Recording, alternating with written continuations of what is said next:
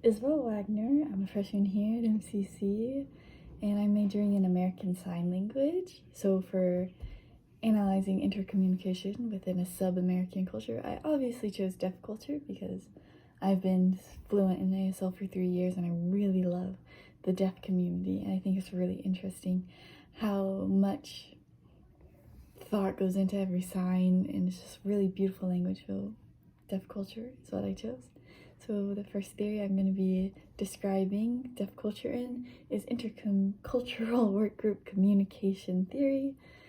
Basically, this is just group outcomes can be influenced by cultural diversity.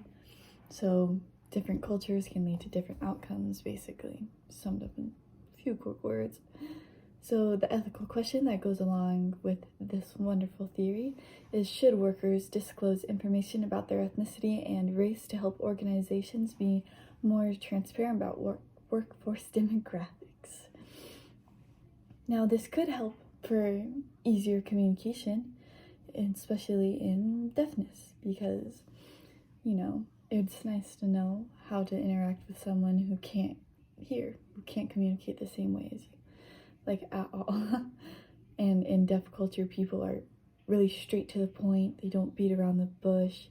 They talk a lot in facts and just things that can't be really argued, I guess you could say. And they're also very proud of their deafness. So when people disrespect in their minds, that they're just their deafness, they don't believe they can do what hearing people can do, they're going to be really offended.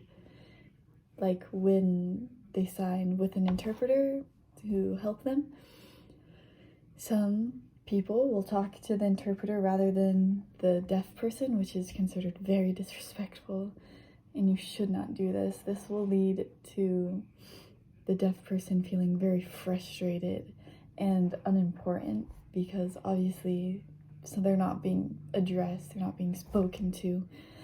Sorry. And without an interpreter, it's even more unfortunate because obviously everyone's gonna have to write everything down if the deaf person can't lip read. So this is just gonna be very hard to work with. No work will probably get done at all. It's just very difficult to deal with.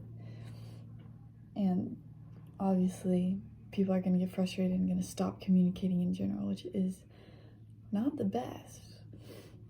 But if workers are disclose their information about their ethnicity and culture and race, and people took the time to, understand the information given, it could really be a good thing to disclose everything.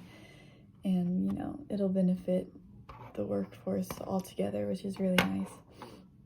The second theory is linguistic relativity, or the Spire-Whorf hypothesis. I really hope I'm saying that right. The definition of this one is that language influences how we think and how we act. The question that goes along with this is, how does it limit social sciences exploration of human communication to say that language shapes the way people think and act?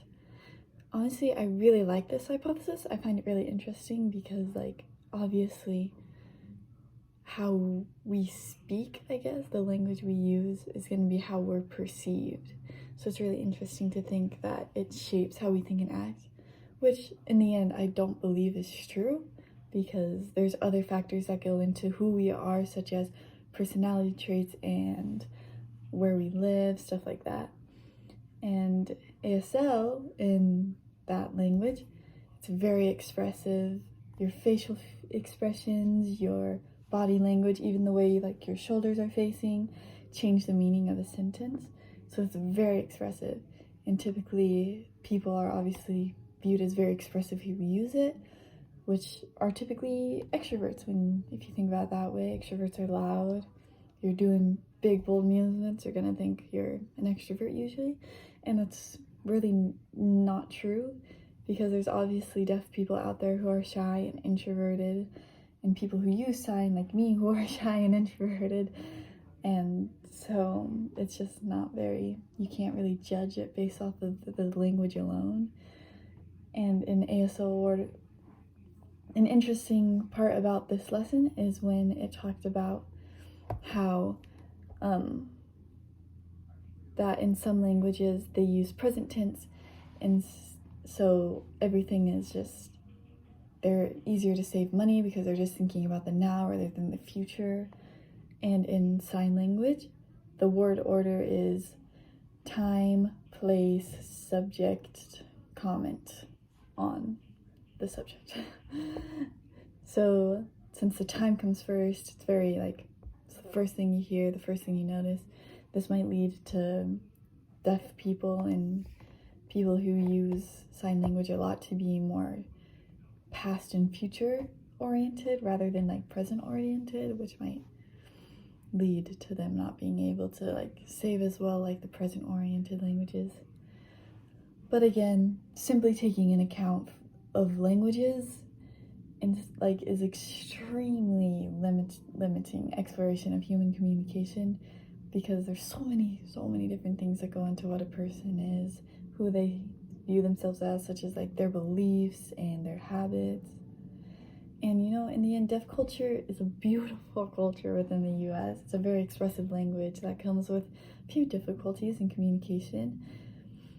And for the, back to this one, intercultural workplace communication, hearing and deaf people in the same group could lead to outcomes that are more skewed to the hearing side, I guess you could say, if the hearing people can't understand the deaf people, and if the deaf people can't understand the hearing people.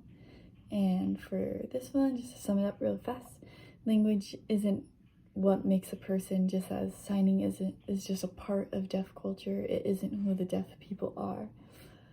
And to conclude, we should all try our best to understand others. We won't be perfect at it, of course, but we can at least try.